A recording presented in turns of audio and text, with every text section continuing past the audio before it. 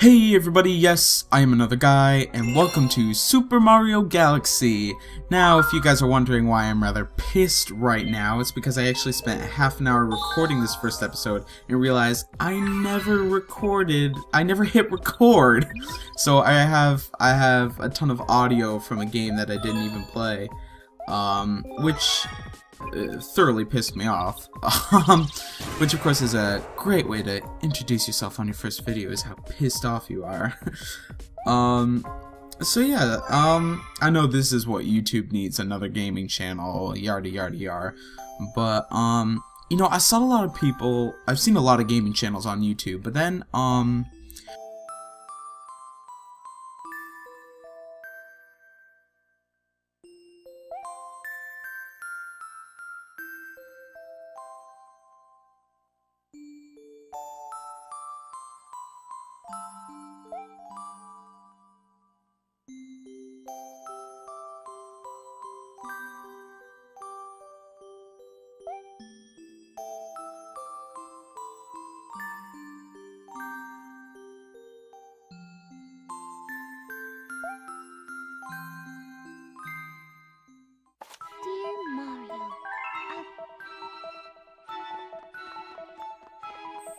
But yeah, I kind of watch channels like them, and I thought, you know what, they're doing it right. They're doing this for fun. That's what it should be all about.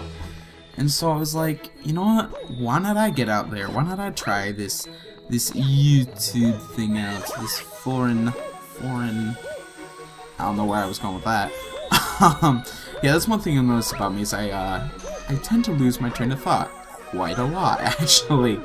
So, a bit of a backstory behind me. I was born. No way, you were born? Yeah, of course I was born. But I was born into a family that didn't really exactly like video games. My parents kind of thought all video games should burn in a fire. Well, it wasn't like because they were bad or anything. The main reason was because my eye doctor said that video games were bad for you, and of course he was right, because that's why my vision is kind of messed up right now. What else? So basically what happened was I kind of grew up watching other people play games. I never played games myself. For example, I watched my cousins play on their SNES, and I watched a friend of mine play on his N64, but I never actually played a console. The first time I ever played a video game system, or a video game, was when I was about like 8 years old, I want to say, or 7. And I went to this daycare thing just for a day because I think it was like in a gym or something, I don't know. And they had a ton of GameCubes set up. And so I walked up to this thing and it had a controller, and of course I had to like use all my willpower to figure out how to turn the stupid thing on until someone could help me. And the game that was actually inside was Majora's Mask. And holy cow, did that game freak me out. Like, the creepy moon and the whole decorative, I just remember it freaking me out as a school kid and all that. So I was terrified of video games, so I walked away from that. I was like, I'm never touching another video game in my life, because it just scared me that bad. Which, come on, I was like 7, 6, I was probably 8, but still, that's, for an 8-year-old, that stuff could be scary. I don't know, maybe, don't laugh at me. Anyways, so then when I turned about, I want to say like 10 or something, my cousins actually got a GameCube, and because they're the sweet cousins they are, they made sure they called me to brag about it and rub it in my face. And I have the privilege, well, sometimes I think it's a privilege, of living near my cousins. Like, I don't live too far away, I think it's like half an hour maybe. So we actually visit there quite often, actually, like once a week or so. And so I remember playing GameCube at my cousin's house, and I remember they had 3 games. They had Super Smash Bros. Melee, which came with the console. They had a racing game, I think it was like Need for Speed, I'm not sure which one. I think it was the Most Wanted one, I'm trying to remember. Need for Speed, Most Wanted. And then they had a Tony Hawk game, which I actually remember we had to throw that out because my aunt got mad when she found out that you can break into a strip club and slap the strippers by driving by them. Actually, I don't think you can slap the strippers, but still. So yeah, she got rid of that game as quick as she could. But so I played a lot of Melee with my cousins, and I kind of knew of Mario and Pokemon. Those were kind of the only 2 things I knew. because I had watched other people play it in my past. But yeah, I remember I actually thought, because in Melee you play as Zelda, and I actually thought that Sheik was a boy, and so yeah, that confused me to high heaven. So then eventually, me and my little brother, we were playing GameCube at my cousin's house, and we were like, we really want a system really bad. So I remember we begged and begged and begged and begged and begged upon begging our parents to get us a game system. They actually said yes. They said they'd give us a GameCube. And still to this day, we really don't know how we convinced them to get that GameCube. I remember it was a purple GameCube, you know, the classic purple. My cousins had the silver. And so I just fell in love with games from then on. I think the very first game I played on my own system was like this crappy Chicken Little game, which actually wasn't that bad. I actually really liked it because I was playing a video game, and it was kind of nostalgic for me because it was the first game I ever beat, was this silly Chicken Little game, and I actually loved the movie when I was a kid, which wasn't too long ago. I mean, I'm 16, I'm look at me going on reminiscing about my past as if I've had one. But yeah, and then as I got older, I got more into gaming. I got really into Nintendo and Sony. Sony, they stole my heart, as well as Nintendo did. So, of course, I bought the Wii, I bought the PlayStation 2, and the PS3, and PSP, and 3DS, and DS, and all that. I became an avid gamer. And I don't know. It's just something I like. It makes me feel happy inside. So yeah, you know, I figure, why not? You only live once. I promise I will never use that ever again in a video. That was bad. But you only live once, so why not I make a gaming channel? I like post videos on YouTube, stuff that I'm passionate about, stuff that I have fun with. So I've decided that for my first 2 LPs, I'll do Super Mario Galaxy, since it's actually my favorite of the 3D Mario scalers genre thing. And Majora's Mask, the game that terrified me as a child. It made me say I would never play a video game ever again. So I think this is gonna be, oh, okay, don't do that. Yeah, I think this is gonna be fun, actually. I hope to stick to this. I spent numerous hours on Photoshop making a background and an icon, so I better stick to this. And I had to...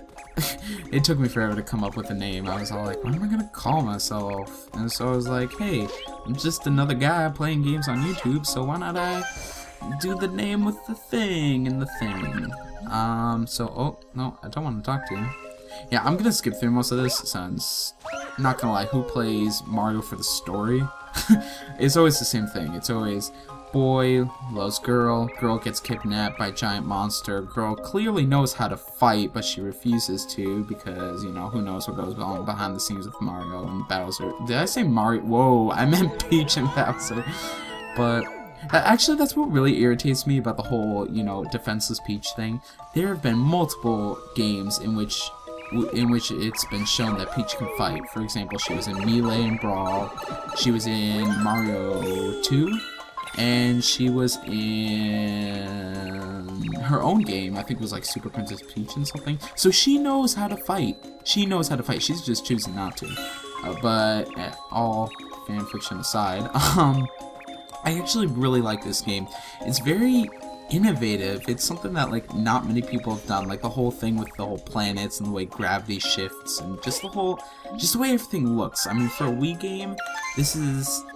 okay, I'm not gonna lie, the graphics aren't the best thing in the world, but I think, in all honesty, a game doesn't need good graphics to be a good game. I mean, I still break out my N64 ever so often just to, you know, play some old good-fashioned games. Where's the third bunny? Where is this stupid thing? It's been a while. It's been a while since I played this, so, I'm a bit lost. I got the one in the cave. Oh wait, isn't one in... yeah, one's in the bush. Okay, there we go. Where was I?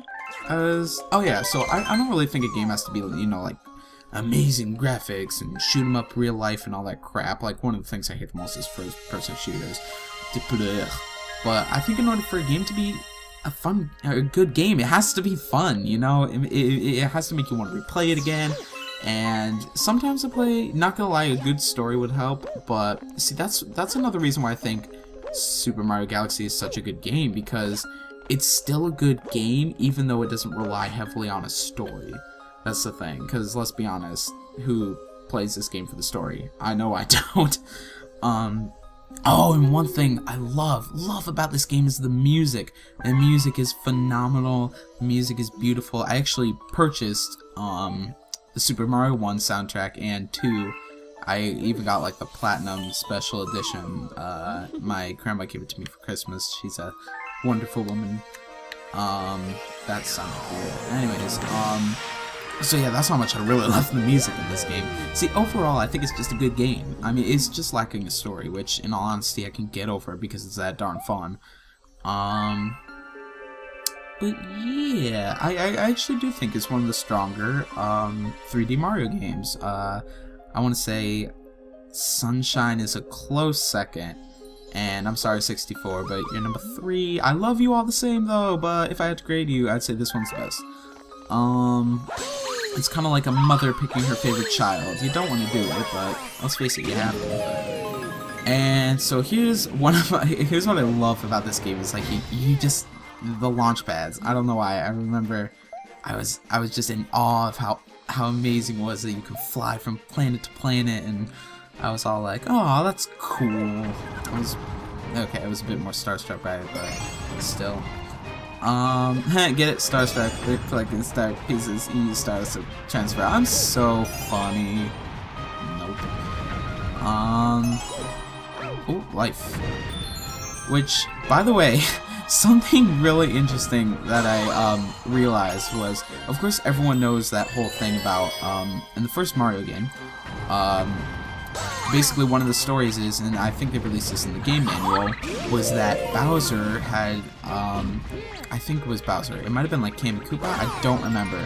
They used this magical force to turn all the toads into blocks. And so, of course, everyone was freaked out because what do? The entire game of Mario, you break blocks. But then something else I realized is, what does Mario use to grow? He uses a mushroom, which, if you think about it, he is literally using the decapitated heads of the civilians of the Kingdom of Toadstool to grow bigger. How flippin' morbid is that? Okay, where's the other Goomba? I'm getting mad. Hold on. Get me out of here! One of those enemies should have a key! I know I killed all of them, what the heck? Yeah, use your Dizzy Stun move thing. Which, I think the Dizzy Stun move is like the, Oh, okay, really? I think that's supposed to be like the main combat. Okay, really? No, I will not be dying on the first level. Oh my gosh, no. Okay. Save myself from utter embarrassment. I think the spin move is kind of like its combat gimmick in this game, not necessarily gimmick. In Sunshine it was flow, and 64 didn't really have anything because, you know, it was the first one that came out. I can't remember. Can you spin in the other 3D Mario games? I don't remember. Anyways, I actually forgot that you start off on this place. I thought you immediately start off on the Comet Observatory. But yeah, this song, I believe it is Enter the Galaxy. Very nice song. I really like it. I love all the music on this game, to be honest. I'll point out some of my more favorite ones later. And I know it's sad when you can name all the music from the video game. Yeah. I don't know. I never said I was a cool guy. Never did. Never claimed to be. Like those stupid star bits. Holy cow. Come on. I have a really crappy setup right now, so yeah, my sensor, I have to like hold the Wiimote over my head and like twist it around backwards 3 times in order to get it to freaking. Why are you in my way?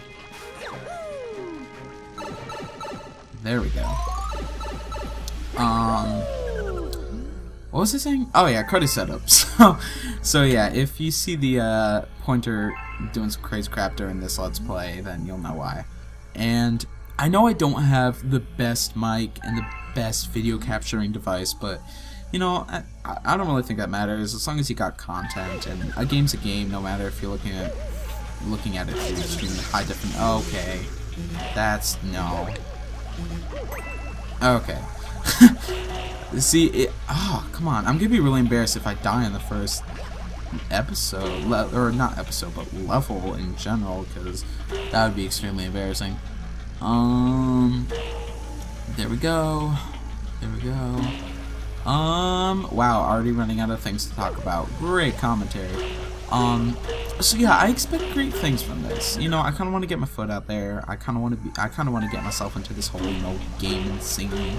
So, a like and a comment would be very appreciative. Even some constructive, even some constructive criticism, I take with great, takenness.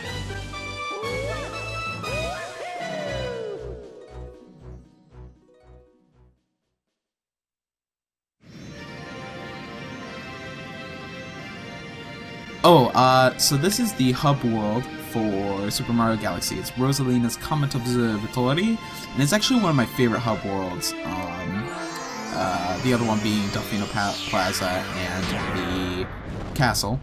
But I just really like this one. So the way this game works is you collect grand stars. Well, you collect stars in general, but each grand star will unlock a new room, or a new section of the observatory, and inside each room you collect stars until you eventually reach a grand star, and then it will unlock more rooms, and then it's an endless cycle until you fight Bowser, just like any Mario game, except it's a bit different, and it's not exactly the same.